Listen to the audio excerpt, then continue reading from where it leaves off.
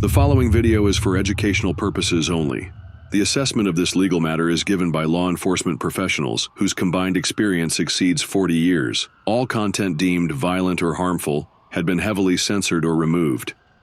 Penny claimed that he was protecting other passengers on the train when he held Neely in a chokehold. Is free on bail tonight after being arrested. Now dismissing the top charge of second-degree manslaughter, but Daniel Penny still facing criminally negligent homicide charges. Before finally reaching this verdict, Daniel Penny found not guilty on all counts. The murder trial of Jordan Neely has come to an end, and Daniel Penny has been found not guilty. He's been acquitted. That's right, the jury said, nope, we don't think that he meant to murder that man. But that's only after days and days and days of jury deliberation before the judge and prosecution in the trial decided to toss out the first and higher felony charge of second-degree manslaughter. And as in every high-profile case since O.J. Simpson rode away in that white Bronco, a little bit of controversy has come in. And of course, people are having a hard time putting it all together. Started in May, it ended now. What's the whole story and how did we get here? Explain it to me, someone. Well, that's what I'm here to do today from a law enforcement perspective, is break down exactly how the case started, what happened in the middle of the trial to throw all these wrenches in it, and then the end result, which is, of course, made Black Lives Matter very, very upset. But before we start seeing why there might be potential riots in the streets, BLM, mostly peaceful riots, mostly peaceful. Mostly a protest. First, a word from this video sponsor, Fume. I'm sure you've heard of this flavored air company that is leading the way as an alternative to vaping and smoking. I mean, we all have bad habits, mine's yelling at strangers on the internet, but there's an alternative that you can use to help you kick your bad habit. Fume is a flavored air device that is perfect for anybody looking to break one of their bad habits. Nicotine-free, non-toxic, and completely guilt-free. No batteries, no vapor, nothing to charge. And don't even get me started on the delicious customizable flavors like crisp mint and orange vanilla. Plus, the device is designed to fidget with so that way you can calm your nerves a little bit when you're jonesing. This holiday season, give the gift of better habits with Fume. Just try to tryfume.com/angrycops and use code angrycops to get a free Fume topper when you get a journey pack. It's the perfect addition to make your gift a little bit more special. And if you're lucky, you could even win one of Fume's limited edition gold-plated devices this holiday season. Again, it's tryfum.com/angrycops with code angrycops. Or just scan the QR code on screen and grab one now and make somebody's holiday unforgettable. All right. Let's start it off at the beginning. How did we get here? Well, as everybody I'm sure now knows, Jordan Neely started off as a Michael Jackson impersonator dancing in the streets of New York City. Woo-hoo. For the past 10 years, he's been arrested numerous times. Since 2013. So all the way since 2013 to now. Abusing drugs, getting in violent situations, and been arrested for assaults and numerous other things, 42 separate charges. Damn, that's a lot. Most recently, punching a 60-plus-year-old woman in the face so hard that it broke her frickin' face. And if you scroll through his criminal history, you'll see a lot of 21550 in New York State. That's criminal contempt of court, which is basically he was given a stay-away order of protection for someone. Hi, I'm person that was assaulted by Mr. Neely. Hi, I'm Mr. Neely. I receive an order of protection from a judge that says, you gotta stay away from me. In court, I received that, but said, and started following them around and punching them and assaulting them and not staying away from them at all. And then I called the cops and he got arrested for it, which some people might say, not listening to a judge and a court order to stay away from somebody that you've assaulted and then assaulting them some more would be a red flag. We're dealing with one sick son of a... Well, and who is Daniel Penny besides a very handsome, tall, curly-haired man who should be in modeling? Well, he served in the Marines for 4 years and got out as a sergeant. 4 years, got to be a sergeant? He's on the fast track. Well, now he's going to school in New York City and takes the train to and fro. And that's where these two people's paths collide. Daniel Penny and Jordan Neely are on a subway train together. Jordan Neely and Daniel Penny are on a train together. And, well, Mr. Penny's just sitting there chilling out, diddly-dooping around, waiting to go to work, from work, to school, whatever.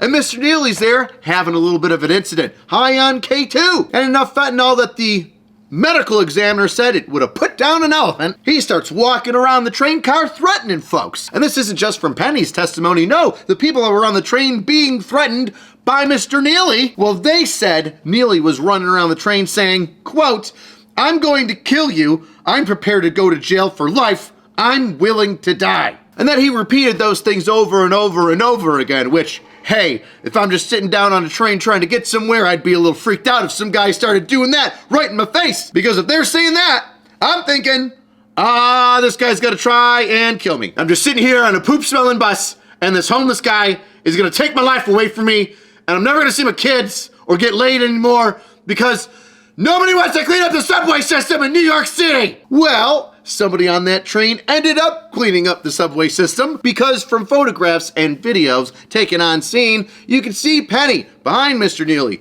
getting him wrapped up and his hand locking him in, conscious, talking, and he's even got help from a bystander holding his arm, making sure that Neely can't get free or break free of this hold so that he can get up and then start attacking everybody on the train. After over 6 minutes of Penny holding Neely, NYPD arrives. Notice that Neely is now unconscious. Laying on the floor of the train, they begin to do chest compressions, but also test him for a pulse and say that he has one. Well, he's picked up, thrown into an ambulance, taken to a hospital, and later pronounced dead. Now, the prosecutor says that Neely was being choked by Penny for over 6 minutes. And for anybody that's been choked, an airway choke or a blood choke especially is, you're dead after a minute, and you're unconscious in a fraction of that. And with all the photos and videos, you can see that Mr. Neely is still moving around. In fact, he's telling people, get this guy off of me, which I would ignore considering moments ago he was just threatening to kill people on the train and saying he wanted to go to jail again and wasn't afraid to die. So that's there to catch you up. 2 guys on a train. One starts threatening people on the train. The other one stands up and subdues him. And after subduing him, the man who was originally threatening everybody on the train passes away. And the guy that subdued him is arrested, questioned, and charged with second-degree manslaughter and criminally negligent homicide. And we're going to break down those charges in a second. That way we can better understand why he was pronounced not guilty. But there's more to this story. Let's start off by reading the definition of the charges first, shall we? Manslaughter second. When someone recklessly causes the death of another person. And we'll break down recklessly later on. Criminally negligent homicide. You're gonna laugh at this one. With criminal negligence, causes the death of another person. Do you know what a circular definition is? That's like asking, what does a rock feel like? Well, it's got a rocky texture. We'll break negligence down, but once again, that'll be in a second. First, let's talk about the trial, right? Because the definitions of these charges are gonna come in towards the end as to why the prosecution didn't meet that legal standard. So we're in the trial. Goes on for a while, right? Takes a while to get to a trial. That rhymes. You've got Huntley hearings, which talk about evidence, like what kind of evidence is getting brought in? Was it collected appropriately? Should it be tossed out or kept? You've got grand juries, got to pass a grand jury to say, do you think a felony happened? And then a grand jury goes, yeah, I think a felony potentially happened here. And you go, okay, cool. Then you go and bring it up in front of a judge and you talk to the judge about all this stuff. Anyway, Daniel Penny is brought in front of a jury of his peers. The prosecution and the defense go back and forth stating why Daniel Penny was reckless and negligent and cost the life of Mr. Neely. And the defense says, listen, he had every legitimate reason in order to act the way that he did, and his actions weren't reckless, nor were they negligent, because he never intended to cause the death of this person, just to subdue them. They go back and forth, and then finally, the day comes where they give their final statements like you see in all the movies. Your Honor, jury members of the thing, my friend is innocent. Or, behold, I have beyond a shadow of a doubt brought you reasonable suspicion and guilty. Which is exactly what it's like in a courtroom. And following all of that, the jury goes back into their quarters and they sit down and they talk. And they get evidence brought in, and they get statements brought in that were taken by either the stenographer or the grand jury testimony or video evidence, etc. And they look it all down and they stare at one another across from the table and say, guilty? Not guilty. Now this went on for several days. And each day, the jury kept coming back to the judge and saying, hey, listen, we're still deliberating. We're not really sure about this. There's no unanimous decision. And the judge goes, all right, well, we'll come back tomorrow. Recess. See y'all later. And that happens again and again and again. And after several days, the judge does something interesting that doesn't happen that often. The judge reads the Allen charge, which, boom, here it is right here. The Allen charge is, well, I don't want to say it's controversial, but it's not often used because defense and prosecution will often say both, usually defense because, you know, they want to retry it again and again and appeal, whatever. But they'll say that it's leading the jury. And what this long several paragraphs says in a nutshell is, hey, listen, I want you all to take your time and look at what you've got for evidence. And if that makes you change your mind, that's okay. As long as you see what the evidence is showing you and you're honest, you can change your verdict from guilty to not guilty. That being said, if you're the only person in the room that thinks that they're not guilty, and you think with your heart and all of your brains that that person's not guilty, don't change your mind. Stick with your guts. And if you feel the opposite way with not guilty, well then stick with your guts.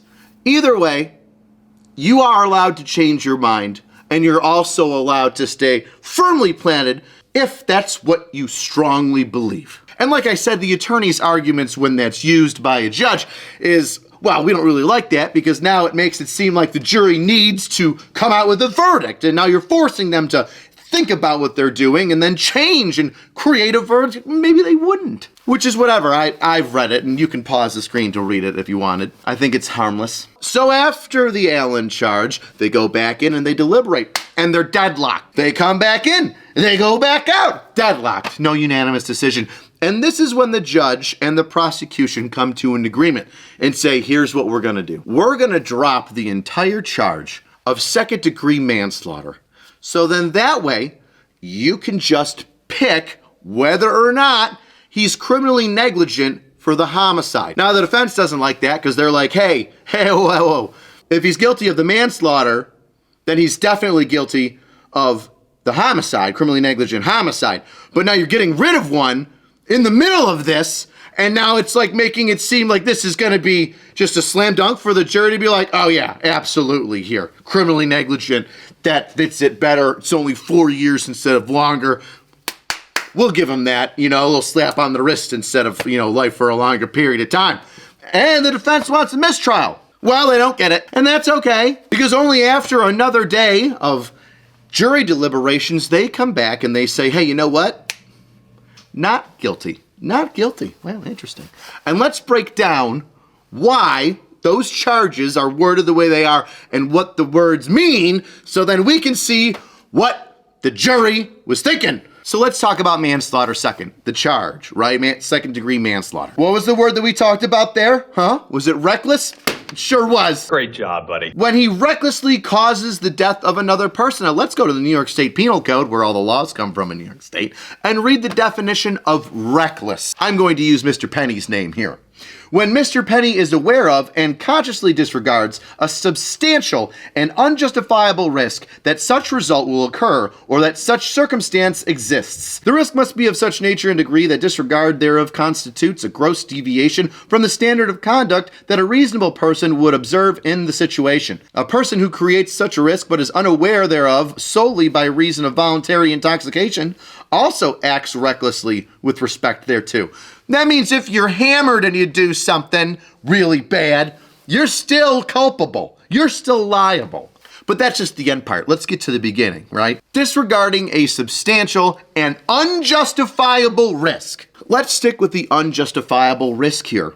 If you have a crazy person walking up and down a train car threatening people and saying they're going to kill them, and that they're willing to die and go to jail for it, well, I would say that that is a substantial risk of bodily harm that could be imposed on anybody in the train, to include Mr. Penny. Now, subduing that person on the ground and holding them there, maybe slightly choking them but releasing it, because once again, 6 minutes and this guy isn't already incapacitated on the ground with no pulse? No, he had a pulse. He was still alive when the police were there. And based on his statements, there was no intent to kill the person, but to subdue them. So is it unjustifiable for any person in the streets to be threatened with bodily harm to then subdue that person by the way of getting behind them and locking their arms so that they can't move or get their head out of their little headlock thing? Well, the jury says no. You know what? If there's a crazy guy that's threatening people, you should be able to get behind him and hold him down. Give him a little headlock. Don't start choking the out of him, but wait there, have people call 911, get up when the police are there. And the second part of the definition of reckless is a gross deviation from the standard or conduct that a reasonable person would observe in the situation. Well, you've got a bunch of people around him in the train standing there, not stopping him from holding the guy down. One guy assisting him in holding the guy down. You would say that the rest of the people on that train thought that Mr. Penny's actions were reasonable, which is an interesting word to say because guess what happened right before the judge and the prosecution decided that, you know what we should do? We should probably get rid of manslaughter second.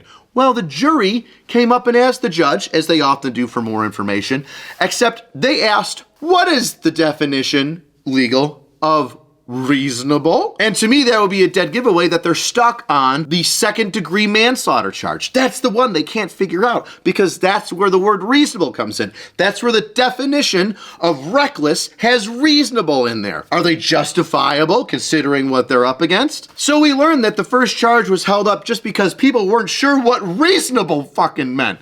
Is it reasonable to get behind a guy and hold him down when he's threatening to kill me? Yes. Yes, New York, that's fucking reasonable. So now we have a better understanding of why the second-degree manslaughter got kicked out. It says recklessly causes the death of another, right? They look at the definition of reckless, they see reasonable in there, and they say, reasonable. Would a reasonable person think that this is a just way of holding someone down, reacting to this scenario? What does reasonable mean? And the cool thing about that is that reasonable changes, right? Back in the day, a duel to settle your differences was reasonable. But nowadays, if you did a duel, unfortunately illegal in all 50 states. So you'd just be charged with manslaughter or homicide, actually, because you've premeditated what your actions are going to be, and then you've done it. You might be able to get a defense in saying that you were defending yourself, but then again, you met there for mutual combat. I'm not allowed to stand up for myself? Going down a rabbit hole. Anyway. I thought this was America. Isn't it cool how the laws stay the same, but the meanings change over time? What does reasonable mean? Well, back then it was two people could shoot each other. Well, now it's, some guy that's threatening to kill me and I can hold him down on the ground for a while and wait for the police to show up, which I think is reasonable. There's that word again. Next charge, the one that stayed. We got rid of that manslaughter charge, right? Second-degree manslaughter's gone. They were hung up on reasonable. So now here we are on criminally negligent homicide. Let's read what negligent means, and maybe that'll tell us why the jury thought that Mr. Penny was innocent. Once again, the definition of criminally negligent homicide is when, yes, with criminal negligence causes the death of another person. Let's read negligence. What does negligent mean? Well, negligence is a culpable mental state. A person acts with criminal negligence with respect to a result or to a circumstance described by statute defining an offense when he fails to perceive a substantial and unjustifiable risk that such result will occur or that such circumstance exists. The risk must be of such nature and degree that the failure to perceive it constitutes a gross deviation from the standard of care that a reasonable person would observe in the situation. Minutes had too many syllables. Apologize! Mother of God, reasonable is back again, baby. Meat's back on the menu, boys. So this one talks about the failure to perceive a substantial or unjustifiable risk that will then result in the death of the individual. Well, we've gone over this already, but now it's just in, a lesser form. Originally it was, did he choose to do this, manslaughter, and perceive the substantial and unjustifiable risk? Or in this one, criminally negligent homicide, did he fail to perceive that? Did he fail to see it? Well, once again, it comes down to is this justifiable? Does a reasonable person think that this was a justifiable act? If it was unjustifiable, substantial and unjustifiable, well then, boom, you're guilty. But if it's justified by a reasonable person, well, you're good to go. And then that in and of itself is what the jury thought, that it was reasonable. That, hey, listen, if a guy's on a bus and somebody starts running around and screaming, if you don't have the intent to kill them, well, there's your manslaughter charge. And if you understand what you're doing, but once again, there's no intent, and it's a justifiable and reasonable act, off you go. Now, I'm sure a lawyer's gonna go, you're kind of on, but you're a little off. And listen, I'm just a fucking beat cop. Lawyers and their words and their things are confusing and scary for my small brain. So if I said something wrong, feel free to correct me in the comments. I'm all about learning here. Let me know if you like these longer form videos of me breaking down these cases that are spotlit in the pop culture of America. Best way to support the channel is get yourself a shirt. I've got a communism Christmas special shirt up, so why don't you go ahead and check that out. By the way, code Christmas there gets you 20% off the entire store until Christmas. Cheapest version is leave yourself a comment. Tell us what you think about whether the guilty or not guilty verdict was good or bad. Is mental health an issue? Should Daniel Penny just have walked away and just let everybody get stabbed potentially or whatever? I don't know. If you want to see this uncensored, you go ahead and check it out on Pepperbox. I also had a little bit more of a breakdown on how I feel because I don't want to do that in the public eye too much. People might think well, we'll just save it for Pepperbox. All right. See you next time, weirdos. The murder trial. Oh, come on, you thing. The mortar. Me. And in every hot me in the butt. I gotta read it off my phone. My chicken scratch sucks.